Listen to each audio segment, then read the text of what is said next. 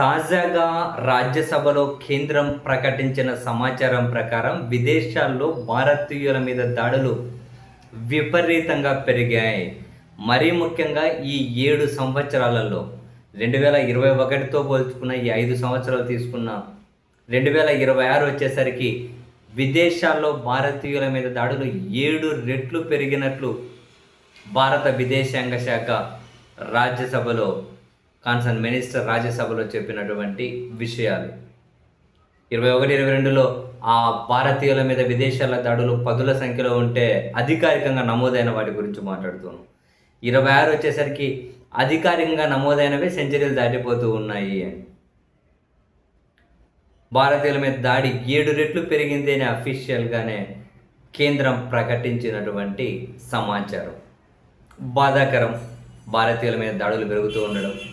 సరే, దీనికి రకరకాల కారణాలు ఉన్నాయి. మన వాళ్ళేమో స్కిల్డ్ మైగ్రెంట్స్గా వెళ్తారు. సో అక్కడ ఉన్న వాళ్ళు రకరకాల కారణాలు, వాళ్ళ ఉద్యోగాలు తీసేసుకుంటున్నారని, జీవన వ్యయం కూడా పెరుగుతూ ఉన్నప్పుడు వాళ్ళ జీవనాధారం ఇబ్బంది పడుతూ ఉంది అని, కొందరేమో అతివాదుల దేశభక్తి నేషనలిస్టుల పేరుతో ఆ దాడులు ఉండనే ఉన్నాయి. చాలా చోట్ల ఐర్లాండ్లోనూ ఇండియన్స్కి గో బ్యాక్ అనే నినాదాలు కనిపిస్తున్నాయి, కెనడాలో కనిపిస్తూ ఉన్నాయి. ఇప్పుడు మన విదేశాంగ వాళ్ళు రాజ్యసభలో మన కేంద్రం ప్రకటించిన దాని ప్రకారమే యుఎస్లో, యుఏఈలో, యూకేలో, కెనడాలో దాడులు ఎక్కువగా నమోదవుతున్నాయి అని. దీనికి రకరకాల కారణాలు. సరే, విదేశాల్లో ఉన్న మన వాళ్ళని అడిగాము అనుకోండి, మీరు ఎవరన్నా ఉంటే అడిగి చూడండి కొందరిని.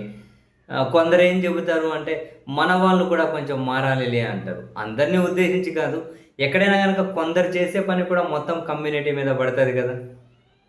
మన వాళ్ళు కూడా మారాలి అని చెప్పే వాళ్ళ వర్షన్ ఏంటి అంటే, ఇక్కడికి వచ్చిన తర్వాత మనం వీళ్ళని గౌరవించాలి, ఈ దేశాన్ని కనుక గౌరవించాలి, ఇక్కడ వాళ్ళని గౌరవించాలి. ఆ గౌరవించాలి అని అంటే నీళ్ళను కలుషితం చేయొద్దు, పబ్లిక్లో మ్యూజిక్లు పెట్టి గట్టిగా శబ్దాలు చేయొద్దు, గట్టిగా హార్నాలు కొట్టద్దు, మినిమం సివిక్ సెన్స్ అన్నా ఉండాలి. ఒకే రూముల్లో కుప్పల మంది ఉంటారని రకరకాల కారణాలు చెబుతారు. మన పండగలు పబ్బాలు పేరుతో అక్కడ కూడా మొత్తం ఏమంటారు, కొన్ని చోట్ల అంతా చెత్త వేసేస్తూ ఉంటారని, నీళ్ళలో చెత్త వేసేస్తూ ఉంటారని రకరకాలుగా చెబుతూ ఉంటారు. మనం అందరినీ జనరలైజ్ చేయలేం, బట్ అదే చెప్పాను, కొందరు చేసే పని అయినా కానీ మొత్తం కమ్యూనిటీ మీద పడుతుంది కదా అని. సో దాడులు, భౌతిక దాడులే అఫీషియల్గా 7 రెట్లు పెరిగాయి అంటే ఇక అక్కడి ప్రజల్లో హేట్రెడ్ ఏ స్థాయిలో ఉంటుంది జస్ట్ ఇమాజిన్. హేట్రెడ్ ఏ స్థాయిలో ఉంటే భౌతిక దాడులు 7 రెట్లు పెరుగుతాయి. ఏ స్థాయిలో ఉండాలి? సో ఇది అసలు పద్ధతే కాదు. This is not at all fair. మన వాళ్ళు కూడా జాగ్రత్తగానే ఉండాలి.